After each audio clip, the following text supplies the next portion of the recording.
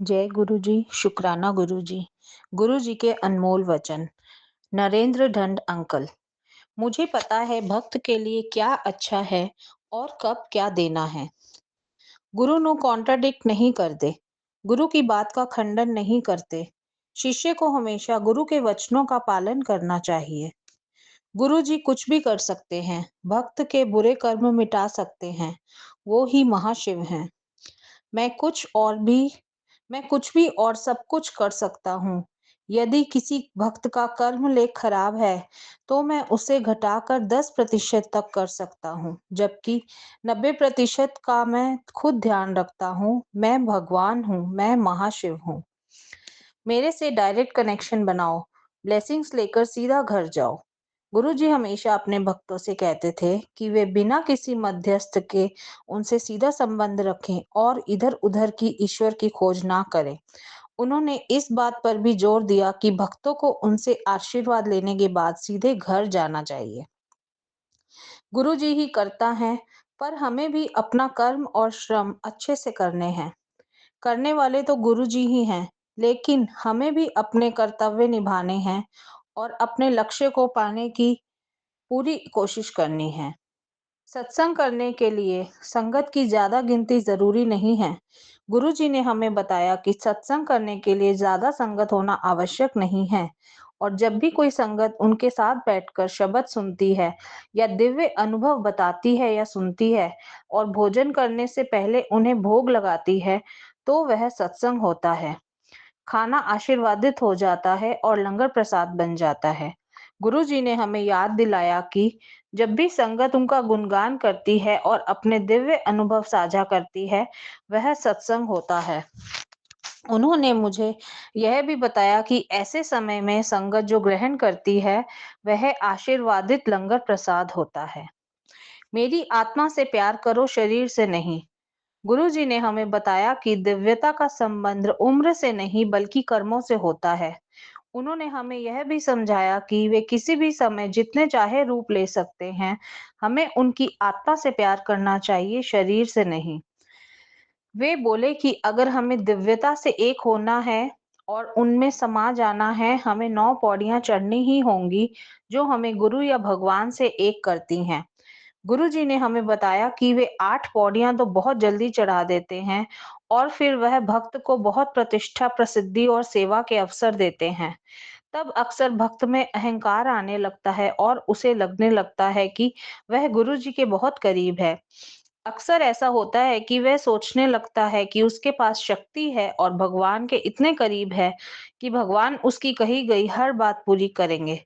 यहाँ तक कि वे महसूस करना शुरू करते हैं कि वे गुरुजी जितने सशक्त और प्रभावशाली हो गए हैं। तब गुरुजी 8 पौड़ियाँ भी खींच लेते हैं और ऐसा भक्त कहीं का नहीं रहता और उसे अपनी गलती का एहसास होता है। गुरुजी के वचन हैं कि 9वीं पौड़ी अहंकार की होती है और इसे पार करने के लिए अत्यधिक विनम्र और सरल होना चाहिए, ताकि गुरु हमें 9वीं पौड़ी पार पड़ करवाकर ऊपर ले जा सके। जब हम जब गुरुजी हमें 9 पौड़ियों के बारे में बता रहे थे, मैंने उनसे कहा कि हम तो उनके चरण कमलों की धूल तक नहीं हैं। तो गुरुजी बोले कि उनके सबसे प्रिय भक्त वो हैं जो सदा उनसे आध्यात्मिक रूप से जुड़े रहते हैं, और अगर उन्होंने दोबारा मानव चोला लिया तो ऐसे भक्त उनके साथ वापस आएँगे। फिर उन्होंने मुझे बताया कि उस समय मैं उन प्रिय भक्तों की सूची में नहीं था। मैंने गुरुजी से विनती की कि मुझे अपनी प्रिय संगत का हिस्सा बना लें, लेकिन वे बोले कि उस अवस्था में पहुंचना आसान नहीं होता है। केवल अत्यंत विनम्र भक्त ही उनसे सेवा के अलावा कुछ और ना मांगकर ही उस अवस्था तक पहुंच सकते हैं। सबसे सच्चे भक्त भी कभी-कभी निष्ठा की इस कठिन परीक्षा में असफल हो जाते हैं। शिष्य को सदैव विनम्र रहना चाहिए और गुरु की सेवा करनी चाहिए। गुरु जी बोले कि वे अपने भक्त को नींबू की तरह निचोड़ते हैं, जब तक उसका सारा रस न निकल जाए। गुरु को पाना आसान और सहज नहीं होता है, और भक्त को गुरु की सभी परीक्षाएं पास करनी होती हैं। कभी-कभी इस कठिन दौर में भक्त को उसके अपने भी नकार देते हैं, और अत्यधिक भक्ति के इस मार्ग पर भक्त पूर्ण निष्ठा से अकेला ही चलता है। ऐसे समय में अपने गुरु में संपूर्ण विश्वास और गुरु का संरक्षण उसे उम्मीद खोने नहीं देता, और यह विश्वास ही अंततः शिष्य को गुरु का दिल जीतने में मदद करता है और हमेशा हमेशा के लिए उनका पितृत्व दिलाता है। उन्होंने मुझे बताया कि पिछले जन्मों में किए गए अच्छे कर्मों की वजह से सचखंड प्रसाद मिलता है और गुरुजी वह उनको देते हैं जिनके लिए रचा गया होता है। यह केवल गुरुजी ही जानते हैं उसे कब और किसे देना है। गुरुजी ने मुझे बताया कि प्रसाद में उनका आशीर्वाद होता है, इसलिए उसे जेब में नहीं रखना चाहिए बल्कि उसी समय आदर पूर्वक और प्यार सहित उसे ग्रहण करना चाहिए। गुरुजी बोले कि हालांकि वे अपनी संगत के कर्म ऋण उतारने की कोशिश करते रहते थे, वे लोग अपना मन साफ करने की कोशिश तक नहीं करते और वह भी गुरुजी पर ही छोड़ देते थे, सिर्फ इसलिए कि वे उनके पास आ गए हैं। वे चाहते हैं कि गुरुजी उनके सारे बुरे कर्म माफ कर दें। गुरुजी बोले कि वे जानते हैं कि कौन उनके पास स्वार्थी उद्देश्य से आया है और कौन साफ मन से आया है। एक बार जब हम गुरुजी के साथ बैठे हुए थे, वे बोले कि जब वे जन्म लेने वाले थे, सारे देवी देवता उनका गुणगान करते हुए उनके पास पहुंचे। गुरुजी ने उनसे कहा कि पृथ्वी पर मानव रूप में आकर वे सबको आशीर्वाद देंगे, लेकिन केवल 0.5% संगत ही पूरी तरह सुधरेगी और धन्य होगी, और बाकी तो किंतु परंतु और तर्क वितर्क में ही अटके रह जाएंगे। वो 0.5% होंगे जो उनको अपना भगवान मानेंगे और उनमें समा जाएंगे। गुरुजी ने मुझे बताया कि आशीर्वाद का वर्षों से कोई संबंध नहीं होता है, बल्कि कर्मों से, भक्ति से और समर्पण की ईमानदारी से होता है। अपने अहंकार को त्यागो। गुरुआं ता गुरुआं नु मन्या करो, मंग्या करो। न माँ, न बाप, न पति, न पत्नी, न बच्चे ते ना ही रिश्तेदार कब मानगे। सिर्फ एक गुरु ही है जो हर वक्त ਤੁਹਾਡੇ ਨਾਲ ਖੜਾ ਹੋਏਗਾ। ਜਦੋਂ ਵਕਤ ਪੈਂਦਾ ਹੈ ਤਾਂ ਸਾਰੇ ਹੀ ਤੁਹਾਨੂੰ ਛੱਡ ਜਾਂਦੇ ਨੇ, ਪਰ ਗੁਰੂ ਤੁਹਾਡੀ ਬਾਹ ਕਦੇ ਵੀ ਨਹੀਂ ਛੱਡਦਾ। ਲੋਕੀ ਚੀਜ਼ਾਂ ਮੰਗਣ ਲਈ ਹੀ ਮੇਰੇ ਕੋਲ ਆਉਂਦੇ ਨੇ। ਕੋਈ ਚੰਗੀ ਚੀਜ਼ ਲੈਣ ਲਈ ਆਂਦਾ ਹੈ। ਪੂਰਨ ਗੁਰੂ ਦਾ ਮਿਲਨ ਵੀ ਆਸਾਨ ਨਹੀਂ ਹੈ। ਕੋਈ ਵਿਰਲਾ ਹੀ ਹੁੰਦਾ ਹੈ ਜੋ ਗੁਰੂ ਨੂੰ ਹੀ ਮੰਗਦਾ ਹੈ। ਜਦੋਂ ਤੁਸੀਂ ਗੁਰੂ ਨੂੰ ਮੰਗਦੇ ਹੋ, ਤੁਹਾਡੇ ਐਗਜ਼ਾਮ ਸ਼ੁਰੂ ਹੋ ਜਾਂਦੇ ਨੇ। ਮੈਂ ਤੁਹਾਨੂੰ ਨਿੰਬੂ ਵਰਗਾ ਨਿਚੋੜ ਦਿੰਦਾ ਹਾਂ ਤੇ ਚੰਗੀ ਤਰ੍ਹਾਂ ਤੁਹਾਨੂੰ ਟੈਸਟ ਕਰਦਾ ਹਾਂ। ਫਿਰ ਮੈਂ ਤੁਹਾਨੂੰ ਆਪਣੀ ਪੱਕੀ ਸੰਗਤ ਵਿੱਚ ਐਂਟਰੀ ਦਿੰਦਾ ਹਾਂ। गुरु से गुरु को ही मांगो। माँ, ना बाप, ना पति, ना पत्नी, ना बच्चे, ना ही रिश्तेदार काम आएंगे। सिर्फ एक गुरु ही है जिस पर तुम भरोसा कर सकते हो, जो हर वक्त तुम्हारे साथ खड़ा होगा। लोग मेरे पास सिर्फ दुनियावी सुख मांगने आते हैं। कोई मेरे पास आध्यात्मिक ज्ञान के लिए नहीं आता। पूर्ण गुरु मिलना आसान नहीं होता है। कोई विरला ही होता है जो गुरु से गुरु को मांगता है। जब कोई ऐसा करता है तो मैं उसकी श्रद्धा और गुरु के लिए प्रेम की परीक्षा लेता हूँ और उसे नींबू की तरह निचोड़ता हूँ। जब भक्त इन परीक्षाओं में सफल हो जाता है, तो मैं उसे अपने शाश्वत निष्ठावान शिष्य के रूप में स्वीकार करता हूँ। ਨਾ ਸਾਡਾ ਜਨਮ ਹੁੰਦਾ ਹੈ, ਨਾ ਹੀ ਮਰਨ ਹੁੰਦਾ ਹੈ। ਅਸੀਂ ਆਪਣੀ ਮਰਜ਼ੀ ਨਾਲ ਆਉਂਦੇ ਹਾਂ ਤੇ ਆਪਣੀ ਮਰਜ਼ੀ ਨਾਲ ਜਾਂਦੇ ਹਾਂ। इसका अर्थ यह है कि महापुरुष ना जन्म लेते हैं और ना ही उनकी मृत्यु होती है। वे इस दुनिया में अपनी मर्जी से आते हैं और मानव शरीर भी अपनी मर्जी से ही छोड़ते हैं। गुप्त पाठ। गुरुजी सदा अपनी संगत को याद दिलाते हैं कि पाठ ऐसे करने चाहिए कि साथ बैठे हुए को भी ना पता चले कि पाठ कर रहे हैं। विनम्र तरीके से किए गए पाठ का फल मिलता है, ना कि दिखावा करने और ध्यान आकर्षित करने के इरादे से। उनके वचन है कि घर की महिला अगर पाठ करते हुए खाना बनाती है, तो उस भोजन में सकारात्मकता आ जाती है और सारे परिवार को उनका आशीर्वाद प्राप्त होता है। गुप्त दान। गुरुजी बार बार समझाते हैं कि दान ऐसे करना चाहिए कि दूसरे हाथ को भी ना पता चले एक हाथ ने दान किया है।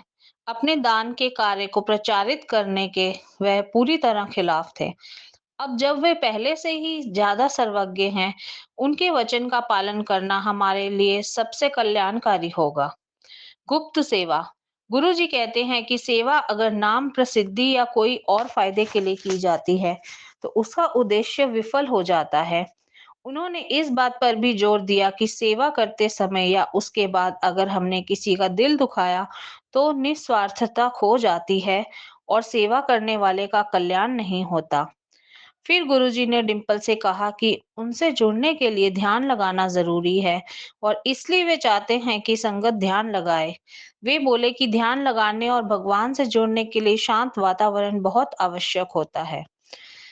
ਮੁੰਡੇ ਤਾਂ ਅਸੀਂ ਬੇਰਾਂ ਦੀ ਤਰ੍ਹਾਂ ਵੰਡ ਦਿੰਦੇ ਹਾਂ, ਕੁੜੀਆਂ ਕਿਸੇ ਕਿਸੇ ਨੂੰ ਦਿੰਦੇ ਹਾਂ, ਕੁੜੀਆਂ ਮੈਂ ਕਰਮਾਂ ਵਾਲਿਆਂ ਨੂੰ ਦਿੰਦਾ ਹਾਂ। गुरु जी कहा करते थे कि वे लड़के आसानी से दे देते हैं, लड़के लेकिन लड़कियां बहुत अच्छे कर्म वालों को ही मिलती है। ਗੁਰੂਆਂ ਗੁਰੂਆਂ ਨਾਲ ਦਿਲ ਤੋਂ ਤੇ ਸੱਚੇ ਮਿੱਤਰਾਂ प्यार करो जे तुसी गुरु नु पाना है। गुरु को पाने के लिए सच्चे दिल से और मन से उन्हें प्यार करो। चमत्कार को नमस्कार है। गुरुजी बोले कि आजकल जब तक लोग चमत्कार नहीं देखते, उन्हें गुरु पर विश्वास नहीं होता है और क्योंकि वे सब पर इतनी कृपा बरसाते हैं, इसीलिए संगत बड़े मंदिर और सत्संगों में जाती है। फिर वे बोले कि अगर वे वो देना बंद कर दें जो संगत को चाहिए, तो संगत उनके पास आना बंद कर देगी क्योंकि सबको उनसे बस अपनी मांगों की पूर्ति चाहिए। गुरुजी प्रेम पूर्वक मुझसे बोले कि वे सबको और भी अधिक उदारता से देंगे अगर हम उनसे मांगना बंद कर दें। यह केवल वे ही जानते हैं कि किसको कब और क्या देना है। ਐਵੇਂ ਹੀ ਛੋਟੀਆਂ-ਛੋਟੀਆਂ ਪ੍ਰੋਬਲਮਸ ਤੇ ਗੁਰੂਆਂ ਨੂੰ ਯਾਦ ਨਹੀਂ ਕਰਨਾ ਚਾਹੀਦਾ। ਤੂੰ ਰੋਡ ਤੇ ਜਾਂਦੇ ਹੋਏ ਮੈਨੂੰ ਯਾਦ ਕਰ ਰਿਹਾ ਸੀ, ਇੱਥੇ ਮੇਰੇ रूम ਤੇ ਨੌਕ ਹੋ ਰਿਹਾ ਸੀ और मैं पाठ ਵਿੱਚੋਂ डिस्टर्ब हो ਰਿਹਾ ਸੀ। गुरु को छोटी-छोटी बातों के लिए परेशान नहीं करना चाहिए। आज दोपहर तू सड़क पर चलते हुए मुझे याद कर रहा था और तेरी छोटी सी परेशानी मेरे कमरे के दरवाजे पर दस्तक दे रही थी।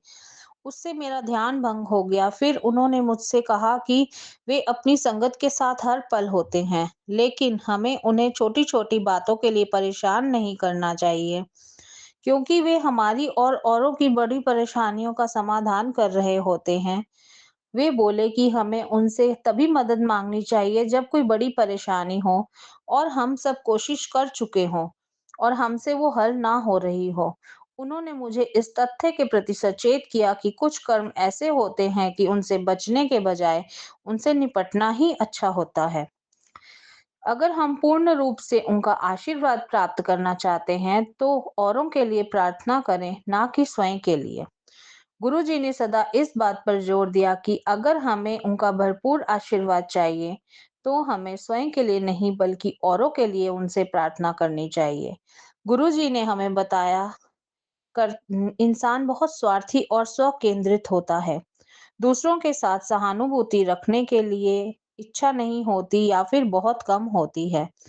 गुरुजी हमारे भगवान, दाता और कर्ता हैं, लेकिन हमें पूरी आस्था और भक्ति के साथ विनम्रता पूर्वक प्रार्थना करनी चाहिए।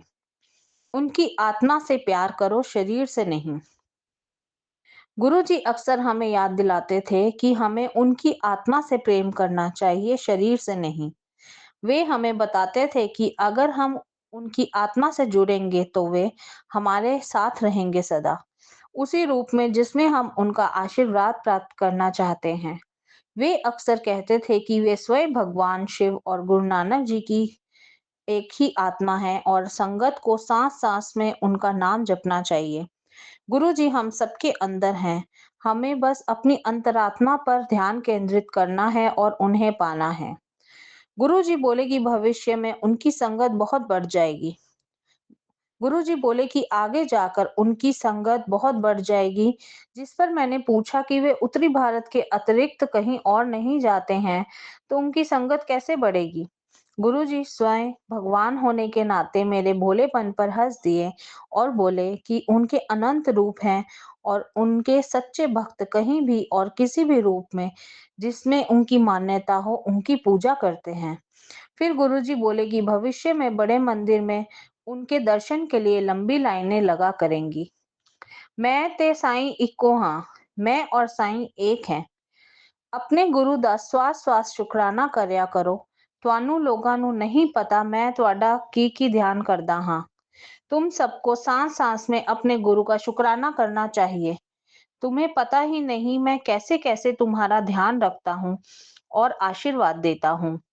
जब गुरुजी की कोई संगत का मुश्किल समय चल रहा होता है या वे प्रतिकूल परिस्थितियों का सामना कर रहे होते हैं, गुरुजी उन्हें दूसरे शहर या देश भेज देते हैं, अस्थायी या स्थायी रूप से। जब गुरुजी मानव चोले में थे, तब उन्होंने बताया कि वे संगत को दूसरी जगह देते हैं ताकि वे उन्हें आशीर्वाद दे सकें और उनकी प्रतिकूल स्थिति पर काम कर सकें, ताकि समय आने पर इसे उनके लिए अनुकूल बनाया जा सके। मैं लाइट हां ਤਾਂ ਮੈਂ ਹੀ ਓਮ ਤੇ ਇੱਕ ਓਮਕਾਰ ਹਾਂ। ਬ੍ਰਹਮਾ ਵਿਸ਼ਨੂੰ ਮਹੇਸ਼ ਮੇਰੇ ਵਿੱਚੋਂ ਆਏ ਨੇ। ਮੇਰਾ ਨਾ ਜਨਮ ਹੁੰਦਾ ਹੈ, ਨਾ ਮੈਂ ਕभी ਮਰਦਾ ਹਾਂ। ਮੈਂ ਆਪਣੀ ਮਰਜ਼ੀ ਨਾਲ ਇਸ ਧਰਤੀ ਤੇ ਆਂਦਾ ਹਾਂ ਔਰ ਆਪਣੀ ਮਰਜ਼ੀ ਨਾਲ ਹੀ ਜਾਂਦਾ ਹਾਂ। ਤੁਸੀਂ ਸਭ ਬੜੇ ਕਿਸਮਤ ਵਾਲੇ ਹੋ ਜੋ ਮੇਰੀ ਸ਼ਰਨ ਵਿੱਚ ਹੋ। ਮੈਂ ਤਾਂ ਪਰਮਾਤਮਾ ਹਾਂ, ਨਾ ਮੇਰੇ ਕੋਲੋਂ ਕੋਈ ਪਹਿਲਾਂ ਕੋਈ ਸੀ, ਨਾ ਮੇਰੇ ਬਾਅਦ ਅੱਗੇ ਕੋਈ ਹੋਏਗਾ। ਪਹਿਲੇ ਵੀ ਮੈਂ ਸੀ, ਹੁਣ ਵੀ ਮੈਂ ਹਾਂ ਤੇ ਅੱਗੇ ਵੀ ਮੈਂ ਹੀ ਹੋਵਾਂਗਾ। ਨਾ ਮੈਂ ਕਿਸੇ ਤੋਂ ਗੂੜ ਮੰਤਰ ਲਿੱਤਾ ਹੈ, ਨਾ ਕਿਸੇ ਨੂੰ ਦਿੱਤਾ ਹੈ। ਮੈਂ ਤਾਂ ਤੁਸੀਂ ਲੋਕਾਂ ਨੂੰ ਵਹਿਮ ਚੋਂ ਕੱਢਣ ਲਈ ਤਾਂ ਜਾਗृत ਕਰਨ ਆਇਆ ਹਾਂ। मैं उज्जवल दिव्य प्रकाश हूँ और ओम और एक ओंकार मेरी दिव्यता में समाहित है। मैं ब्रह्मा विष्णु और महेश का निर्माता हूँ। ना मेरा कभी जन्म हुआ और ना ही कभी मेरा मरण होगा। मैं अपनी मर्जी से पृथ्वी पर आता हूँ और अपनी मर्जी से जाता हूँ। तुम सब बहुत भाग्यशाली हो कि मेरी शरण में हो। मैं सर्वोच्च भगवान हूँ। ना मेरे से पहले कोई था और ना मेरे बाद होगा। पहले भी मैं ही था, आज भी मैं हूँ और आगे भी मैं ही होऊंगा। मुझे किसी से कोई गुप्त मंत्र नहीं मिला है और ना मैं किसी को कोई ऐसा मंत्र दिया है। लोगों को वहमों से दूर करने के लिए और उन्हें जागृत करने के लिए मैंने मानव रूप धारण किया है। जय गुरु जी, शुक्राना गुरु जी।